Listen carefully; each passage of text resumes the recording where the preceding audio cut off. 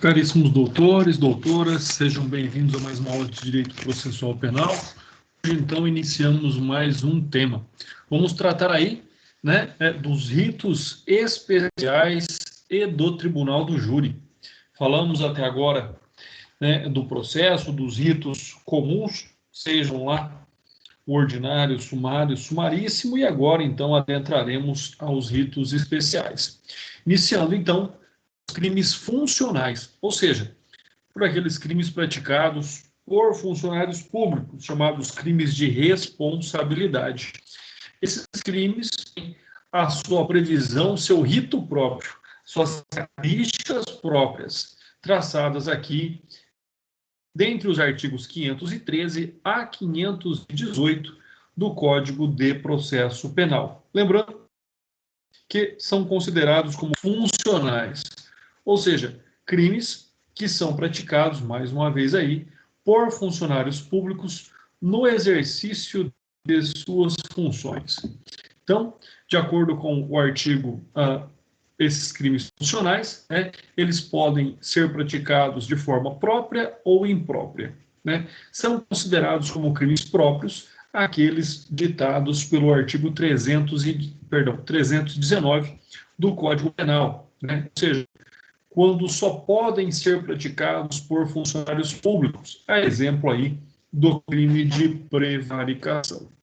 Bom, temos ainda a possibilidade dos impróprios, quando puderem ser praticados por pessoas quaisquer ou por funcionários públicos, recebendo, nesse caso, qualificação jurídica própria, a exemplo aí do crime de peculato. Aplica-se o procedimento apenas aos crimes funcionais afiançáveis, nos termos do artigo 514 do Código de Processo Penal. E aí, então, nós temos o oferecimento da peça acusatória. Quais são as diferenças, no que tange aí ao procedimento, ao rito especial ditado aí pelos artigos 513 a 518. Bom, então, a primeira diferença consiste em, oferecida a denúncia ou queixa, o juiz ordenará a notificação do acusado para ações em 15 dias. Então, o artigo 514 tem essa possibilidade. Nós estamos falando de uma defesa inicial, a pessoa é notificada para apresentar uma defesa. Então, a denúncia, recebendo a denúncia após o oferecimento dessa defesa, segue-se o rito ordinário, ou seja, ele é citado para, nos termos do artigo 396, apresentar a defesa preliminar.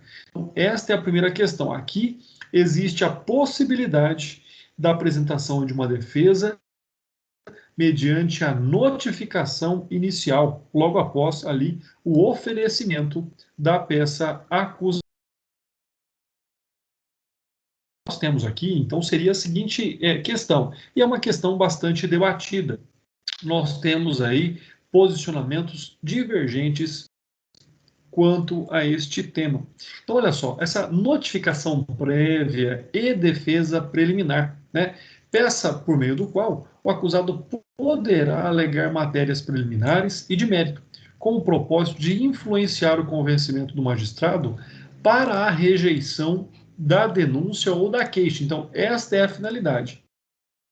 Essa defesa apresentada mediante esta notificação prévia é uma forma aí de buscar o não recebimento da denúncia.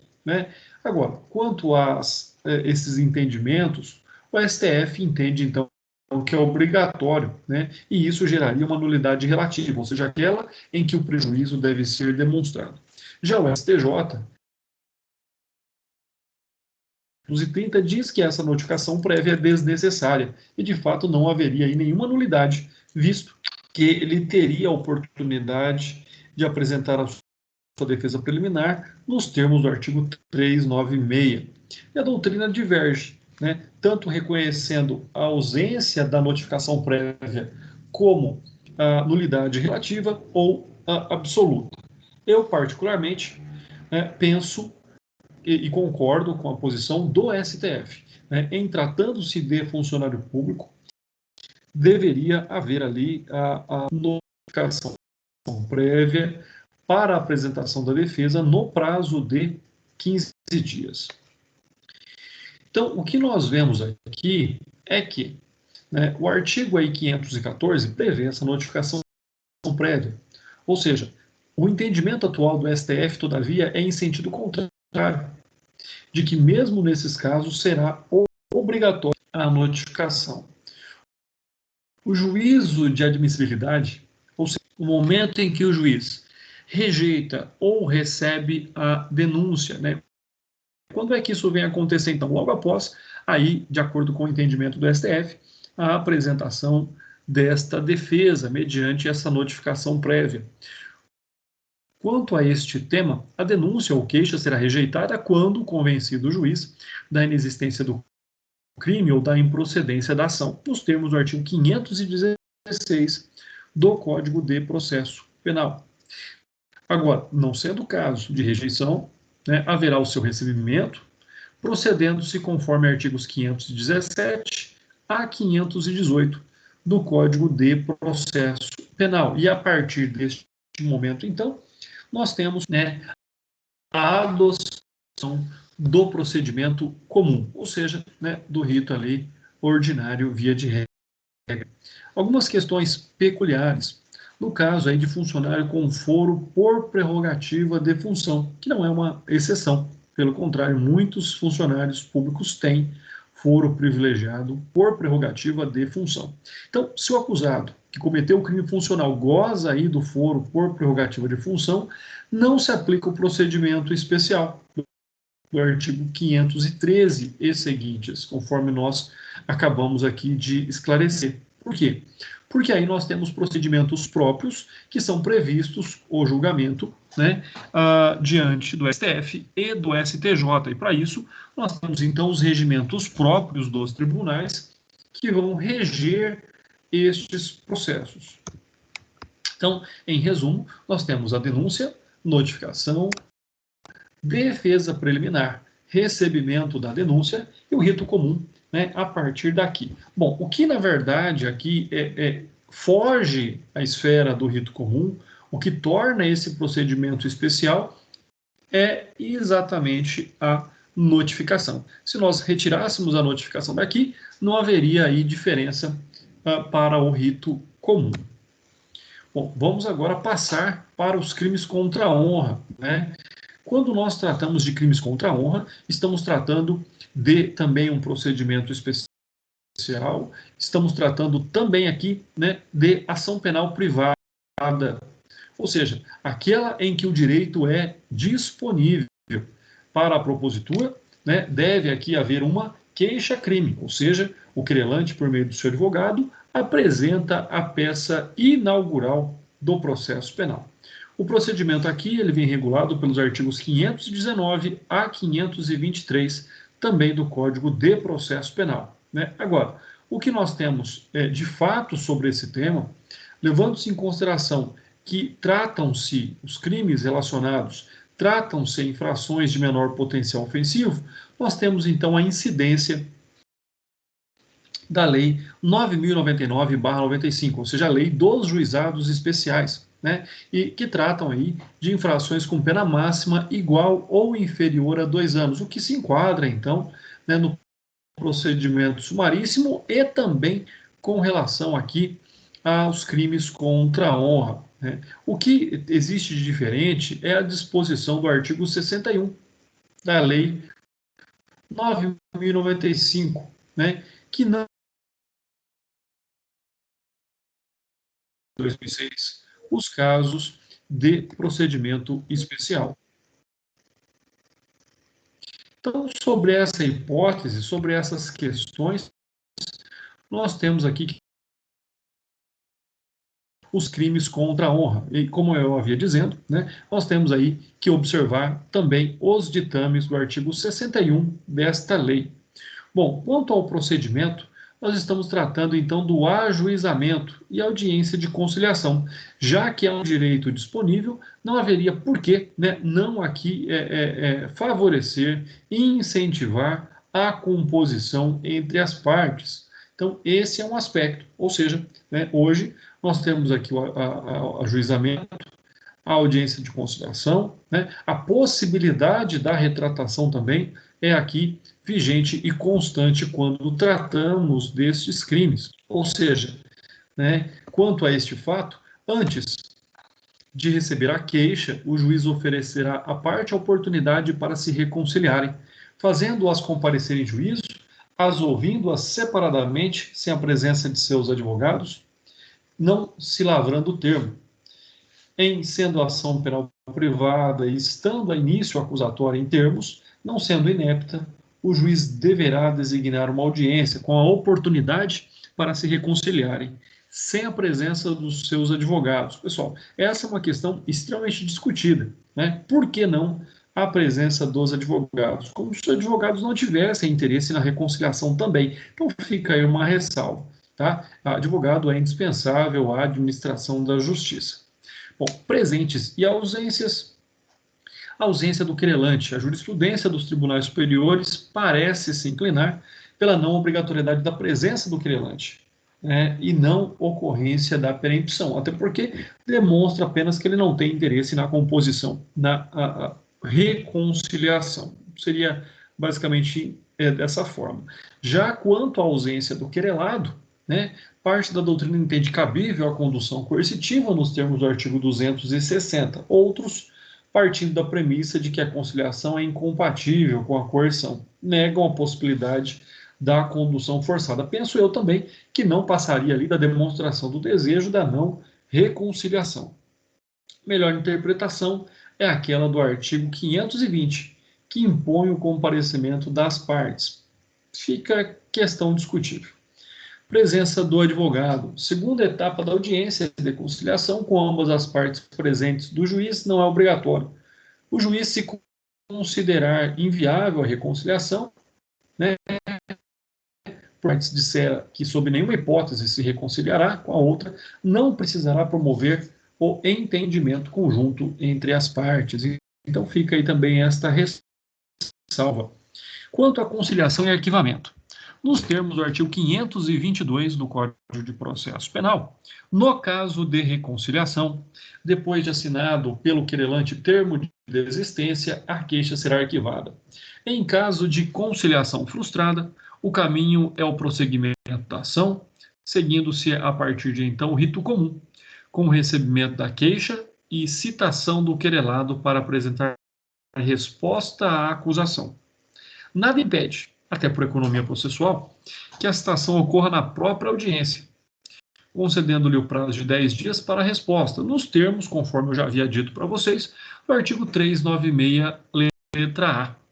Aqui também cabe, conforme disposição legal, a exceção da verdade, ou seja, a possibilidade do réu provar, demonstrar, né, que é verdade aquilo que foi dito, então não se trataria de injúria, calúnia ou difamação. Ocorre aqui, e é importante lembrar, que nos termos do HC 2548 de Minas Gerais, a injúria não admite a exceção da verdade, já que ela se trata da honra subjetiva. Então, nós teríamos a exceção da verdade somente quando se tratar de calúnia e difamação, já que a injúria ela está diretamente relacionada com a honra subjetiva do indivíduo, né? Não importando se é verdade, se é mentira, até porque o que importa é que aquilo fere ali a honra subjetiva do indivíduo.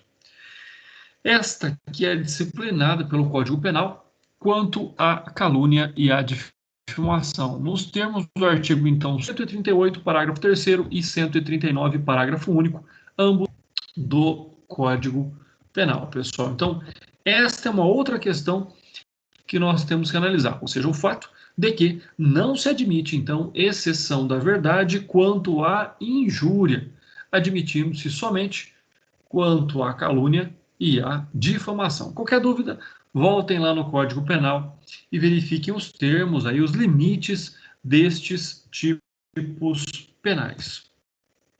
Olha só, quando nós tratamos então da exceção da verdade oposta contra a autoridade com foro privilegiado,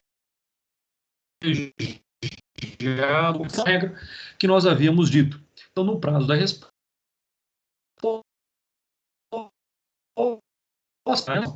né, prazo de 2 dias, oferece a contestação, positivo, admissibilidade. Admitido, segue a instrução. Se tiver sido admitida, é exceção. O tribunal julga a exceção e não a ação, ou seja, existe aqui um deslocamento de competência. O que é exceção da verdade?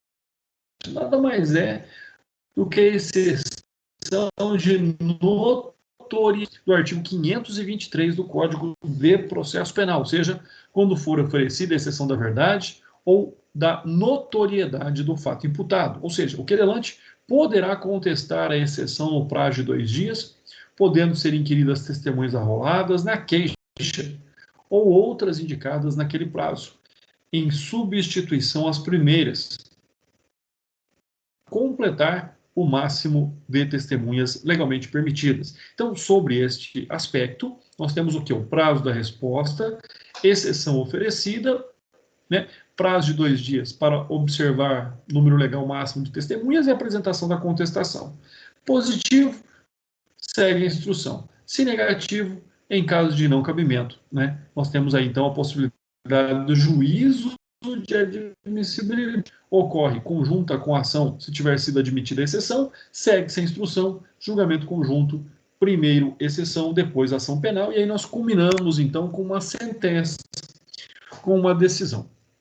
Quanto ao pedido de explicações, artigo 144 do Código Penal, se alusões ou se infere calúnia, difamação ou injúria, quem se julga ofendido pode pedir explicações em juízo. Aquele que se recusa a dá-las ou a critério do juiz não as dá satisfatórias, de forma satisfatória, responde pela ofensa. Seria utilizável para esclarecer situações de relação à afirmação ou alusões feitas pelo ofensor. Tudo para viabilizar aí futuração e traduzir a sua justa causa. Na prática, como não há obrigatoriedade para o ofendido e também para o ofensor em responder, acaba tendo pouca utilidade. Né? Ou lembrando aí que o prazo é de 6 meses, contados a partir da data do conhecimento do autor do fato.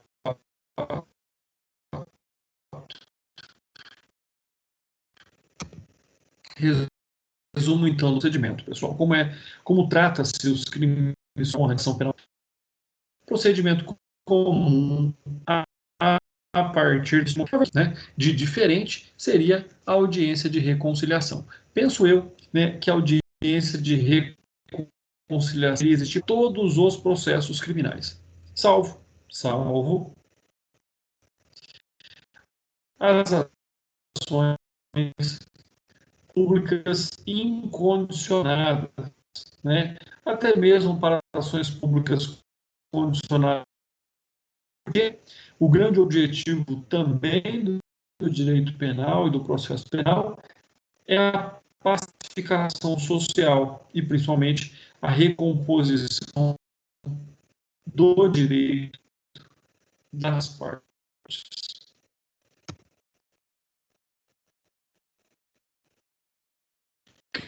Contra a propriedade material. Já vimos os crimes funcionais, já vimos os crimes contra a honra e material.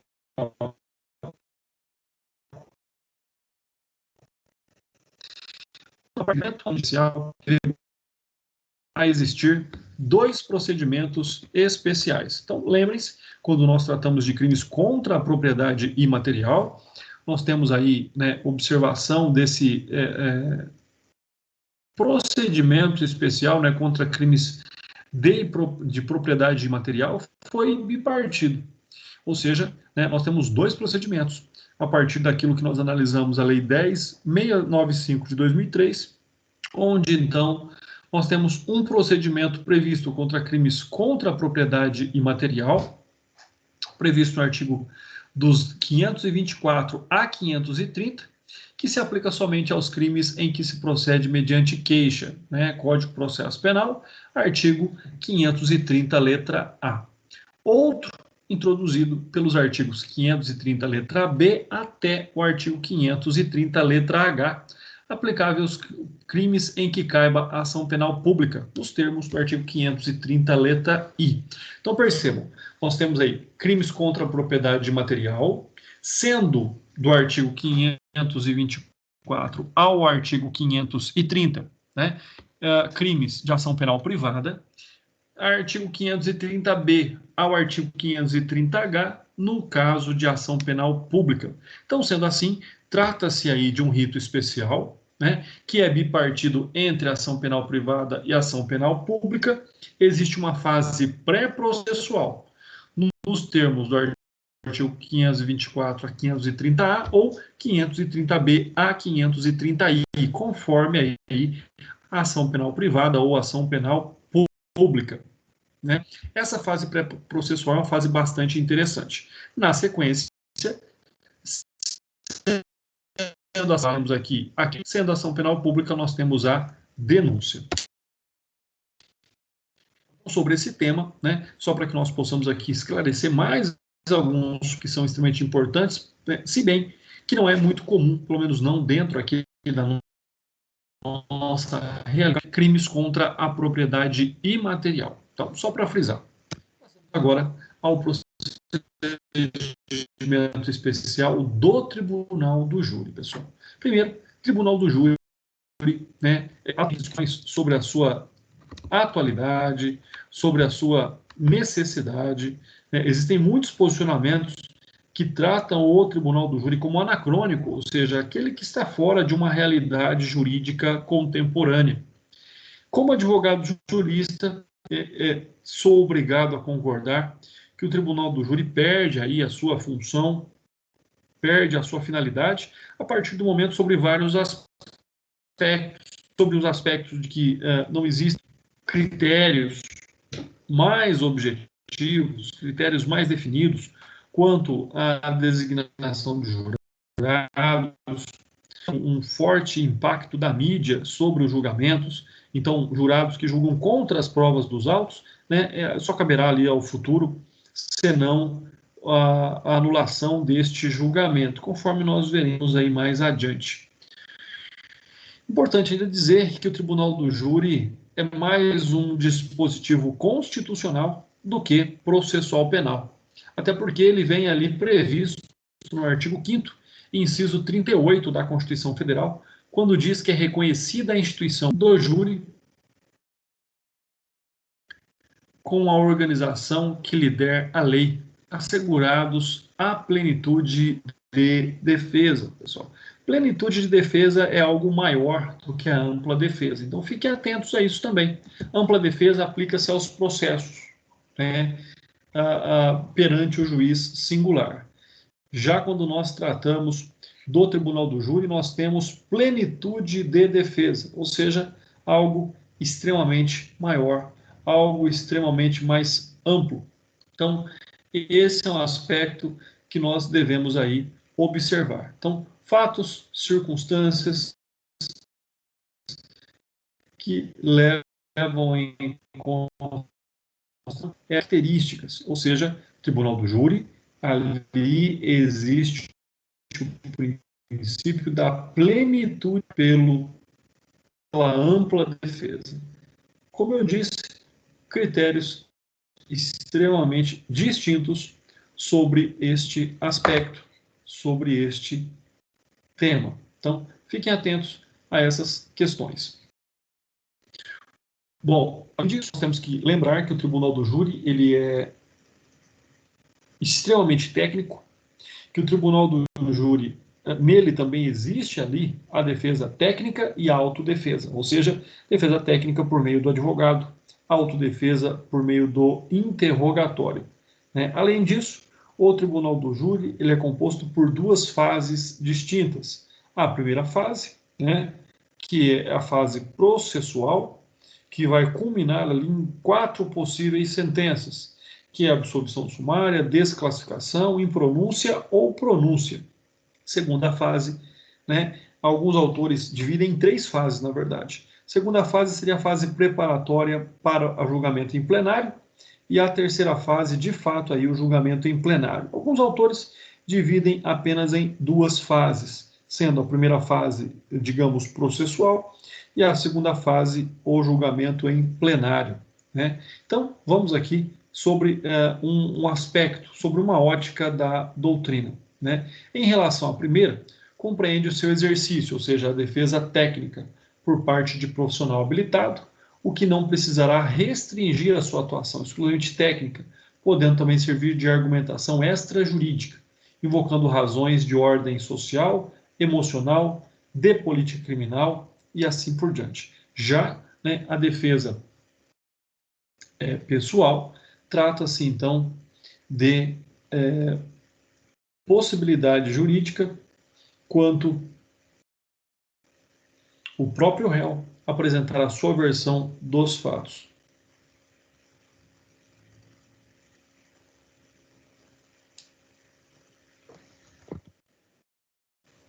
No tocante à autodefesa, nós temos então o acusado, a ele é assegurado o direito de apresentar sua tese pessoal por ocasião do interrogatório, a qual também não precisa ser exclusivamente técnica, oportunidade em que poderá relatar aos jurados a versão que entender será mais conveniente a seus interesses.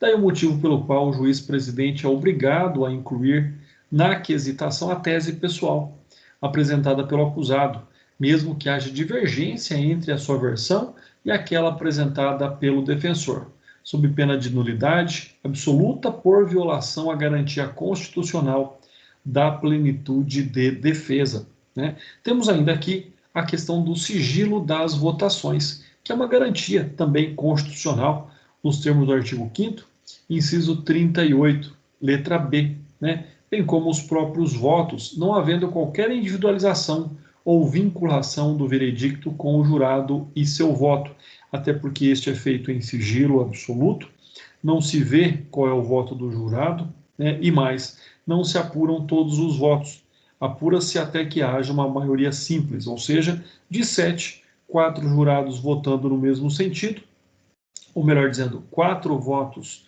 sendo apurados no mesmo sentido, né? Interrompe-se a votação e assim não se sabe, por exemplo, se houve unanimidade ou não. Em raras hipóteses, né, ocorre a necessidade da apuração dos 7 votos, quando ali, né, ocorre um empate entre os 6 primeiros votos apurados. E aí você saberá que houve uma decisão dividida. Esse sigilo é claramente demonstrado também aí pela dicção dos artigos 485 a 489 do Código de Processo Penal, né? Senão, vejamos.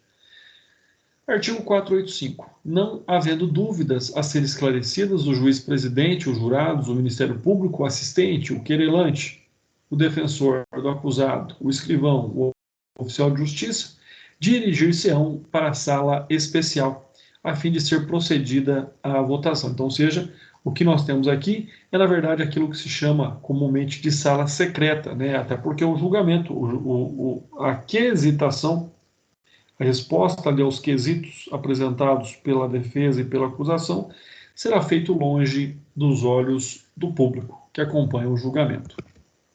Parágrafo 1º. Na falta de sala especial, o juiz-presidente determinará que o público se retire, permanecendo somente as pessoas mencionadas no caput deste artigo. Parágrafo 2º.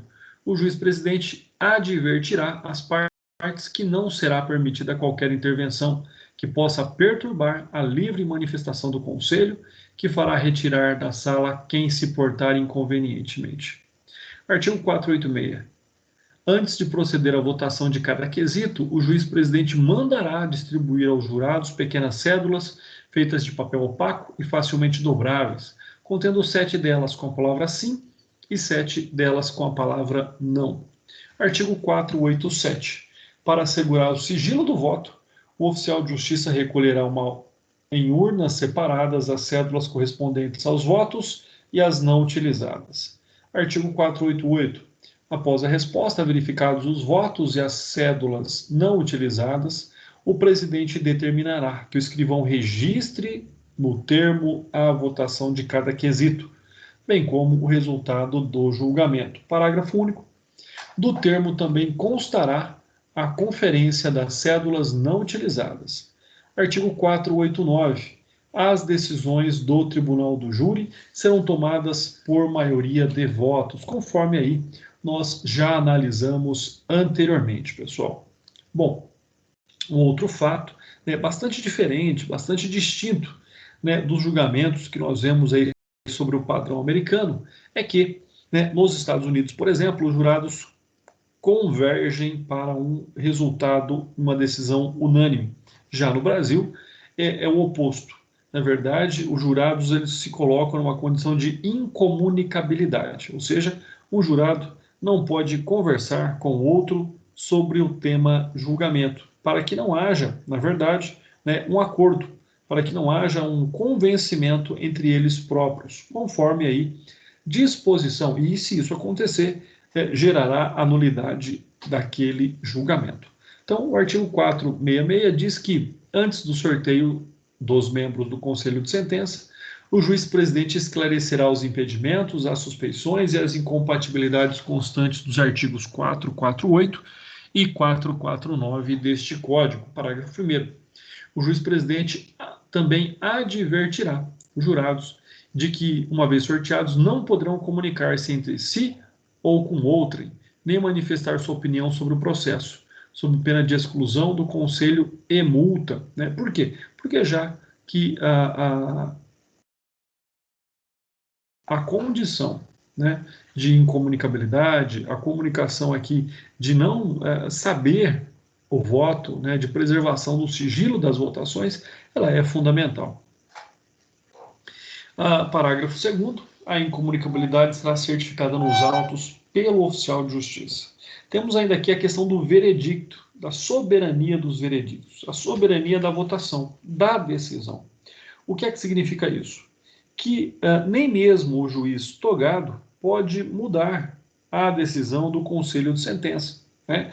A decisão do conselho de sentença, ela pode, talvez, ali, no máximo, ser anulada, né, pelo tribunal e ser designado um novo julgamento sobre aquele fato. Então, este é um aspecto, esta é uma hipótese da qual nós estamos aqui observando.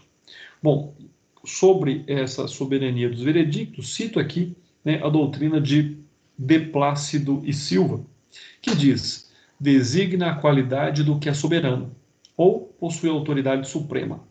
É o poderia supremo ou poder sobre todos. Traduz a ideia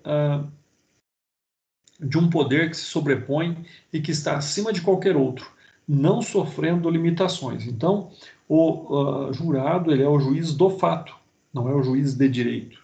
E como cidadão de conduta ilibada, que representa a sociedade como um todo, julga ali o seu semelhante pela prática de um crime doloso contra a vida. Essa soberania diz respeito à decisão do Conselho de Sentença, e não à sentença proferida. Até porque a decisão é do Conselho de Sentença, e a sentença é do juiz presidente do Tribunal do Júri. Então, se houver na sentença, né, se o juiz fizer constar decisão diversa da decisão dos jurados, ela pode ser alterada, ela pode ser corrigida. Né? Se quanto ali a realização do sistema trifásico da dosimetria não houverem erros, excessos e abusos, também poderão ser corrigidos pelo tribunal. Agora, quanto à decisão do Conselho de Sentença, não pode, nem mesmo o tribunal, né, absolver o réu quando o tribunal condenou. Isso não pode acontecer. No máximo, reconhecer que os jurados julgaram contra as provas dos autos e aí, então, e assim por diante,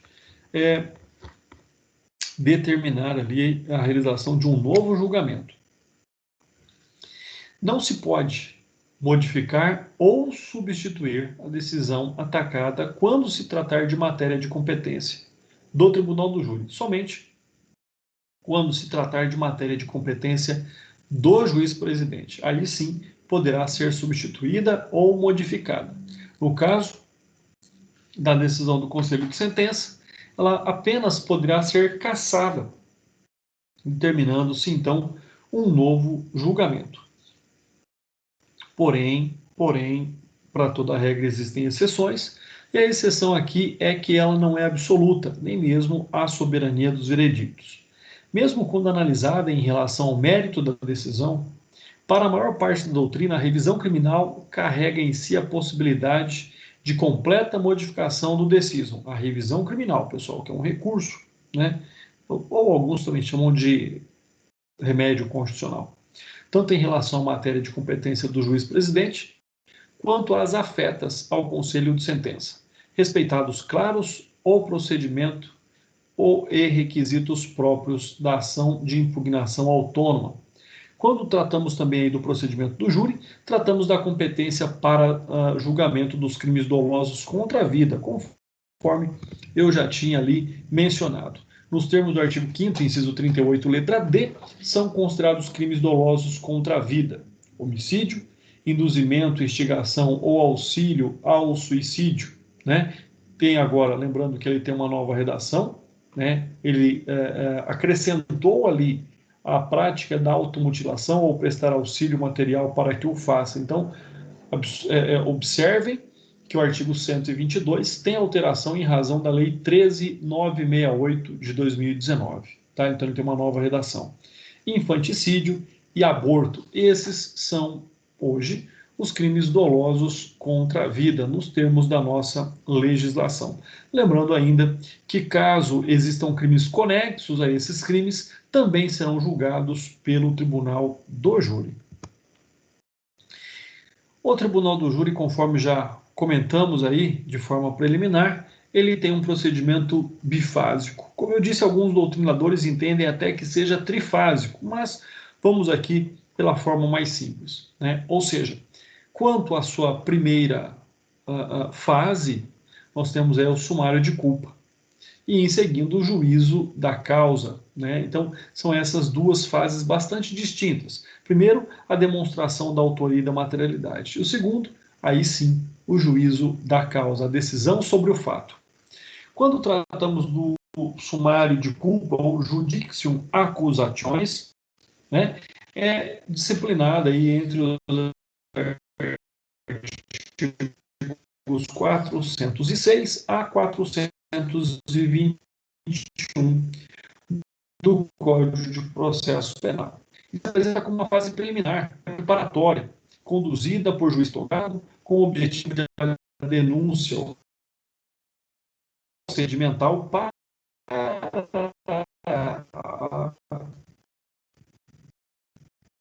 ou a ação do Tribunal do Júri, né? Haroldo Mendes de Almeida, o juízo de acusação exprime o direito ou licença de acusar, preservando o inocente de injustas prevenções. Então, seria uma forma, né, de se há indícios de autoria e materialidade que possam suportar e supedanear o julgamento em plenário do Tribunal do Júri. O artigo 406, ele tem, então, a seguinte redação. Ele trata aqui, né, do rito ordinário. Mas é a primeira fase? É um procedimento especial? É. Mas, de regra, né, ele só vai mudar ali quanto ao rito ordinário no que tange à decisão final, né, a sentença, que não é uma sentença condenatória absolutória. Como eu já disse, ela pode ser uma sentença, né, de absolvição sumária, pode ser uma sentença de pronúncia, impronúncia ou desclassificação. Bom, mas vamos por partes. O artigo 406 diz que o juiz, ao receber a denúncia ou a queixa, ordenará a citação do acusado para responder à acusação no prazo de 10 dias. Parágrafo 1º. O prazo previsto no caput desse artigo será contado a partir do efetivo cumprimento do mandado ou do comparecimento em juízo do acusado ou de seu defensor constituído, no caso de citação inválida ou por edital. Parágrafo 2º. A acusação deverá arrolar testemunhas até o máximo de 8 na denúncia ou na queixa. Por que queixa, pessoal? Importante dizer. Crime é doloso contra a vida, via de regra, é ação penal pública incondicionada, mas, porém, todavia, caso o Ministério Público não apresente a queixa no prazo legal, ou seja, 5 dias em caso de réu preso e 15 dias em caso de réu solto, abre-se a possibilidade para a ação penal privada subsidiária da pública. Então é por isso que se admite também a queixa-crime como peça inaugural deste processo. Parágrafo 3º. Na resposta, o acusado poderá arguir preliminarmente, tudo que interessa à sua defesa, oferecer documentos e justificações e especificar provas que pretende produzir, arrolar testemunhas até o número máximo de 8, qualificando-as e requerendo a sua intimação quando necessário. De regra também, pode simplesmente expor que as testemunhas comparecerão independentemente da intimação à audiência. Outro fato que cabe aqui uma análise importante é que, note-se a semelhança da redação do artigo 406 com o artigo 396-A. Então, é por isso que eu disse, por mais que é um procedimento especial, ele tem uma característica do procedimento ordinário, ou seja, de um procedimento comum. Na verdade, essa primeira fase do procedimento bifásico do júri guarda fortíssima semelhança com o procedimento comum ordinário, salvo por algumas pontuais peculiaridades, como, por exemplo, o que diz o artigo 409. Apresentada a defesa, o juiz ouvirá o Ministério Público ou querelante sobre a preliminar e documentos no prazo de 5 dias. Então, essa é uma diferença. Temos ainda o artigo 415, ou seja, nós não temos aqui a possibilidade da absolvição sumária nos termos do artigo 397. Então, não é um procedimento comum. Mas é possível a absolvição sumária? Sim, mas lá ao final da primeira fase, nos termos do artigo 415. Olha aí o que diz a decisão, a jurisprudência do STJ. O STJ, contudo, entendeu, pela não aplicação da absolvição sumária do artigo 397, argumentando que a especialidade do procedimento do júri afastaria esta possibilidade, posição em que não concordamos. Caso em que não se aplique a regra do artigo 397, nos processos que tramitam pelo rito do Tribunal do Júri, a avaliação acerca da absolvição é regulada pelo artigo 415 do Código de Processo Penal, ou seja, então ela existe, mas em momentos distintos. 397 no início do processo, 415 ao final da primeira fase do Tribunal do Júri. Dando sequência, oferecida a resposta à acusação, observar-se-ão os dispostos no artigo 410 e 411 do Código de Processo Penal, ou seja, a instrução processual. O juiz determinará a inquirição das testemunhas, a realização de diligências requeridas pelas partes no prazo de 10 dias. Na audiência de instrução, proceder-se-á à tomada de declarações do ofendido, se possível, a inquirição de testemunhas arroladas pela acusação e pela defesa nesta ordem, bem como aí esclarecimentos de peritos, acariações e ao reconhecimento de pessoas e coisas, interrogando-se, e em seguida, o acusado e procedendo-se o debate. Parágrafo 1º. Os esclarecimentos dos peritos dependerão de prévio requerimento e deferimento pelo juiz. Então, você requer, o juiz analisa a pertinência e aí vai ver se eles devem ou não, se eles vão ou não comparecer no julgamento em plenário. Parágrafo 2º. As provas serão produzidas em uma só audiência, podendo o juiz indeferir as consideradas irrelevantes, impertinentes ou protelatórias. Encerrada a instrução probatória, observar-se-á, se o for o caso, o disposto no artigo 384 deste Código. Parágrafo 4º. As alegações serão orais, concedendo-se a palavra, respectivamente, a acusação e a defesa pelo prazo de 20 minutos, prorrogáveis por mais 10. Então, ainda estamos falando da fase de instrução. Havendo mais de um acusado, o tempo previsto para a acusação e para a defesa é individual para cada um deles. Parágrafo 6º. O assistente do Ministério Público, após a manifestação destes, serão concedidos 10 minutos, prorrogando-se por igual período o tempo de manifestação da defesa. Parágrafo 7º. Nenhum ato será adiado, salvo quando imprescindível a prova faltante, determinando o juiz a condução coercitiva de quem deva comparecer. Parágrafo 8º. A testemunha que comparecer será inquirida, independentemente da suspensão da audiência, observada em qualquer caso a ordem estabelecida no caput, ou seja, primeiro as testemunhas da acusação e depois as testemunhas da defesa.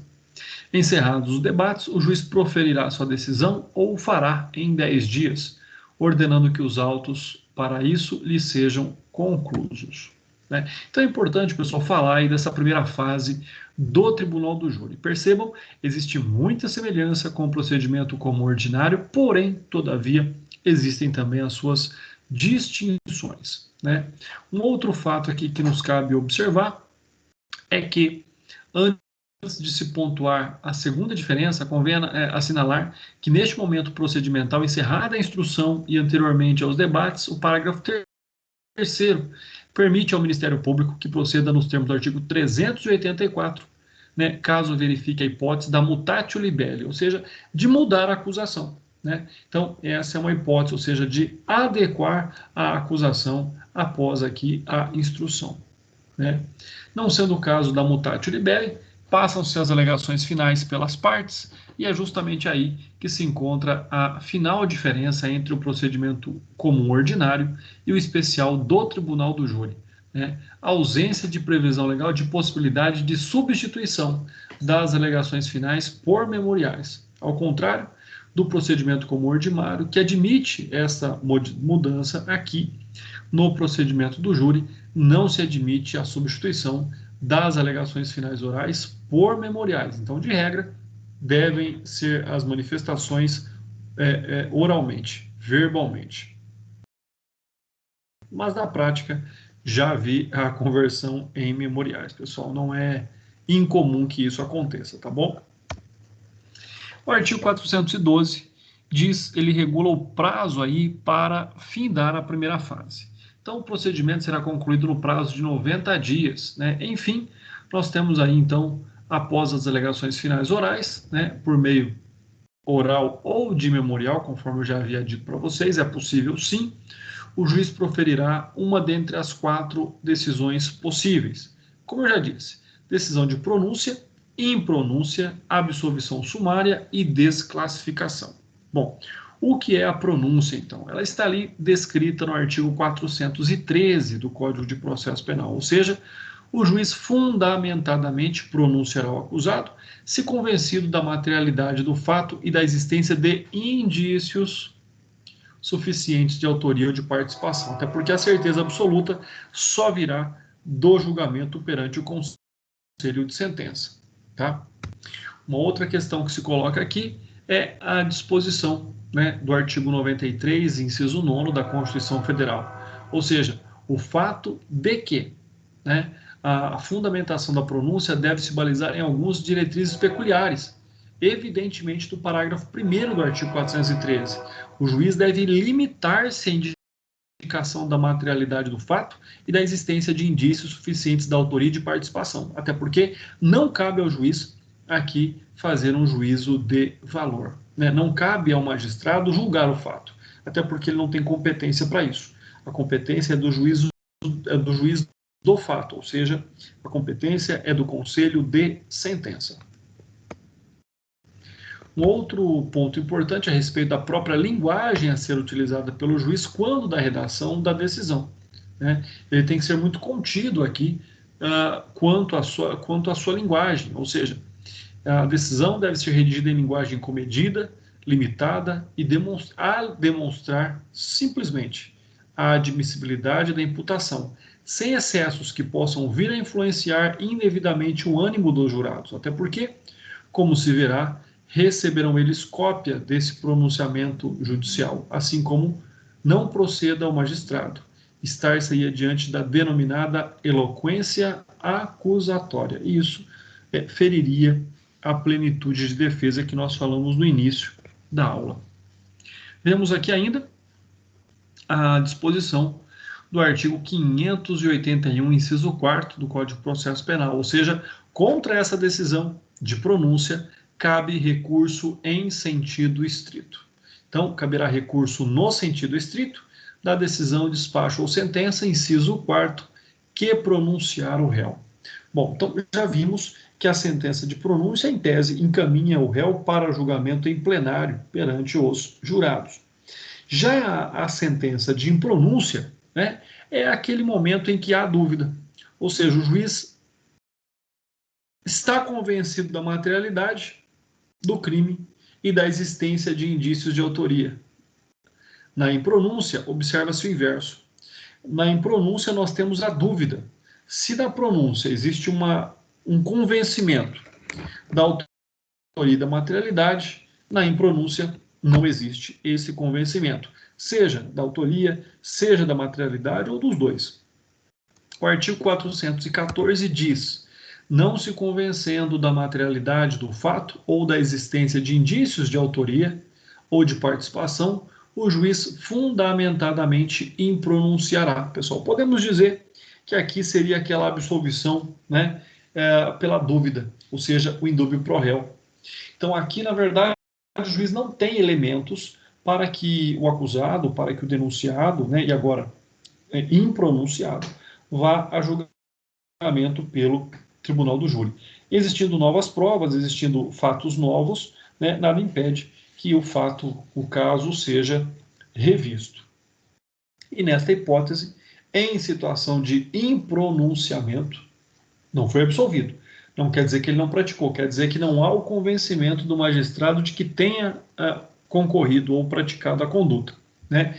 Então, se o réu for impronunciado, né, não será submetido não será submetido ao julgamento perante o tribunal do júri, em virtude da ausência desses pressupostos.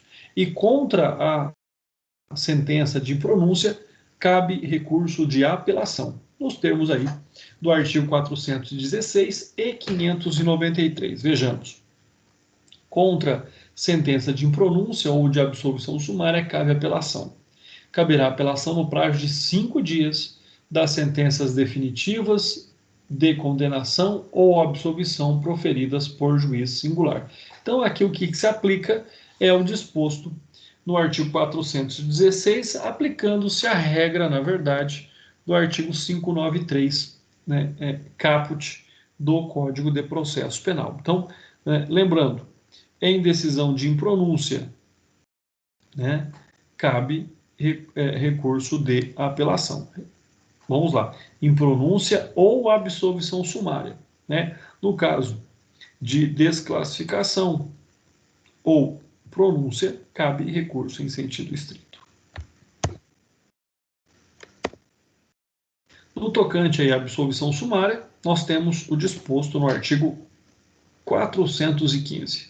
O juiz fundamentadamente absolverá desde logo acusado quando provada a inexistência do fato. Então, aqui é a verdadeira absolvição. O juiz pode absolver quando o fato inexistir, ou ainda provado que não seria ele o autor ou partícipe do fato. Então, sobre esse aspecto, nós temos a verdadeira absolvição, né? Ou seja, aquela que ocorre, como eu disse, no final da primeira fase do tribunal do júri. Temos ainda o inciso 3º, que trata do fato não constituir infração penal, ou o inciso 4º, demonstrado causa de isenção de pena ou de exclusão do crime.